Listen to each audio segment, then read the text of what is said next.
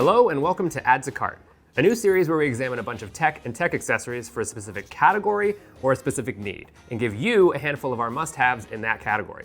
If you see something you like, we'll have links down for you in the description to some of the best deals we've found on each product. So if working in this space for as long as I have has taught me anything, is that September is all about the iPhone. There's a new one, you get a software update on your current one, and either way, it's a great time to accessorize. Don't have an iPhone? No problem. All of these products will work on your Android phone too. Over the last decade or so, add-on lenses for phones have gone from gimmick to a neat trick to genuinely excellent. And Moment is one of the biggest players in the field. A few coworkers and I each took around their biggest seller, the 18mm wide lens, as well as their 58mm telephoto and anamorphic lenses, and snapped some shots that you really couldn't get with just a phone. They're real photographers. I'm more what you'd call a casual, an average Instagram user as it were, but honestly, even mine turned out kick-ass with the help of the Moment lenses. The wide-angle lens is what most folks will gravitate to. It really gives the shot a lot of breathing room, making it ideal for landscape photos. The telephoto lens is perfect for getting that shallow depth of field, great for when you want to focus on one or two specific people or objects in the foreground. The sharpness is nice and crispy with none of the vignetting you often find on either previous models or other brands. Lastly, the anamorphic lens is made with video in mind. You can record some really cool, really wide cinematic video with this one. I'd have no problem recommending this lens for any event, trip, or even something like a short film. Pro tip, you can't use portrait mode unless you have a Pixel or an iPhone XR. Each lens comes with a handy little pouch that doubles as a microfiber cloth in a pinch, but I'd still bring a spare around with you. The pouch is also labeled, which seems like a small thing, but if you carry around 3 or 4 of these lenses and want to switch back and forth between them, you'll start to appreciate the time it saves. You can also buy filters to tweak the feel of each shot just that little extra bit, which, by the way, are universal across their lenses. Moment, of course, offers a camera app that gives you quite a bit more control over the phone's stock camera apps. You can manually pull focus, adjust white balance, ISO, and shutter speed, and even shoot raw photos. I will mention it's another $6 on top of the gear for the app. To be honest, I wish they just gave you a promo code when buying the lenses, but the advantages you get by using their app make the one-time purchase an easy enough decision. Whether you want to lighten your load on the next hike or beach trip you take, or you just want to up your IG game, the Moment lenses are a fun, fast way to take your mobile photography to the next level. When you think of iPhone headphones, you think AirPods. Like the Apple Watch, their unique look and the way they work seamlessly with the iPhone lets them absolutely dominate the market. But they really aren't for everyone. Maybe you don't like the way they look. Maybe they just don't sit well in your ears. Or maybe you just want something with a little more oomph. Enter the Powerbeats Pro. It's got Apple's H1 chip, so just like with AirPods, as soon as you open the case, you're prompted to connect them to your phone, which at least for me is one of the biggest conveniences over other Bluetooth headsets. Hey Siri still works too, so the big difference here is gonna be with the looks and the sound. As you might guess, like with any Beats product, these are undeniably more bass heavy than AirPods.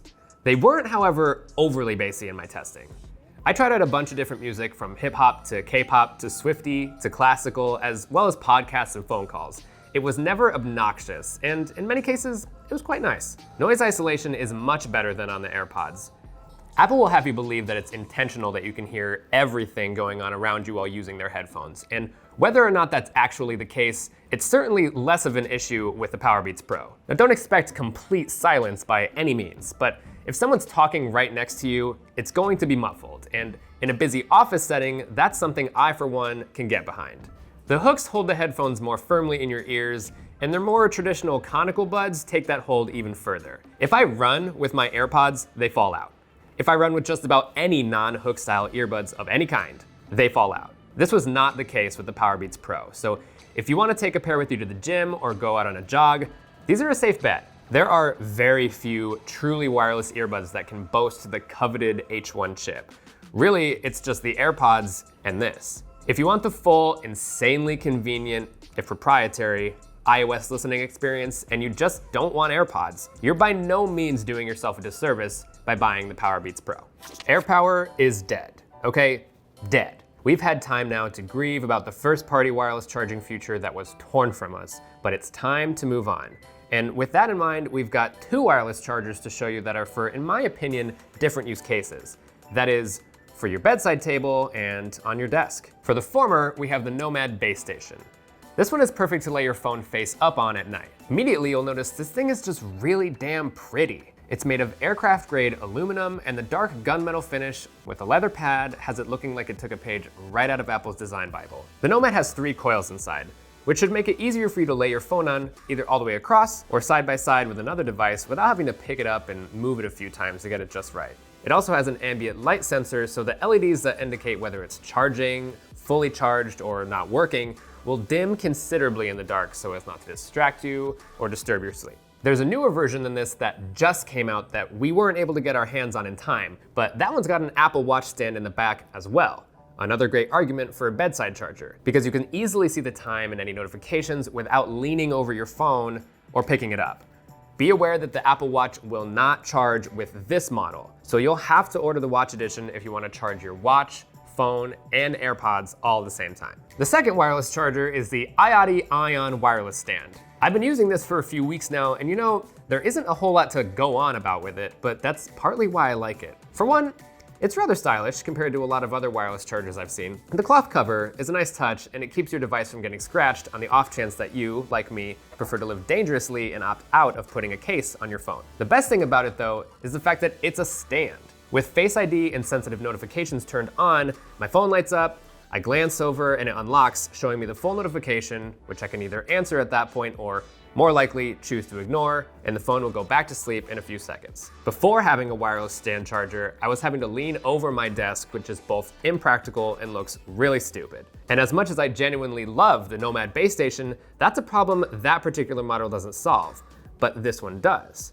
The moral of the story is, it's 2019 and you'd benefit from having more than one wireless charger. Is that too much to ask? I don't think so. This one's for the gamers, is a sentence that's almost impossible to say unironically. But for real, playing on a phone screen is fun and all, but you're gonna get fingerprints everywhere, your fingers are gonna slide all around, and you're just never gonna be as precise as when you're holding onto a controller like you would with an actual gaming console. Android users have long had the benefit of being able to connect just about any Bluetooth controller. But in order for one to work on iOS, it has to be MFi certified, which is Apple's fancy way of saying it has to be made specifically for iOS devices. The SteelSeries Nimbus controller has been available for a few years now, so no, it's not new. In fact, I've owned this very one for at least 2 years. And while that's allowed plenty of time for other companies to step up and take a swing at their own, this is still, in my opinion, hands down the best mobile gaming controller. Whether you own an Android, iPhone, iPad, whatever. It's even compatible with Mac and Windows devices, so you can swap this between your gadgets using the 4 connection presets and save yourself some cash on getting a separate one specifically for your desktop. For me, this controller means playing all the classic RPGs like Final Fantasy on my phone. It also means playing artsy indie games like Bastion and Limbo, among others. But for many more folks, this will mean getting a lot more out of Fortnite. Yep, that Fortnite. In the beginning of 2019, Epic announced they were finally adding controller support for the mobile versions of their smash hit Battle Royale game.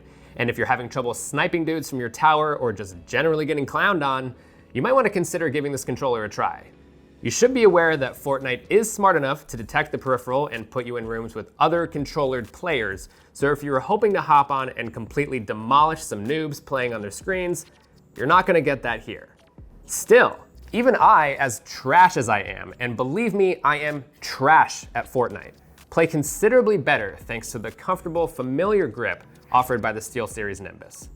That wraps up the best accessories I think every iPhone owner should try. If you enjoyed the video, give us a thumbie uppy below. Subscribe if you want to see more like this, and let us know if we missed anything, or if there are any product categories that you'd like us to cover. Don't forget you can buy any of the products we mentioned using the links in the description. Until next time, I'm Chris DeGraw.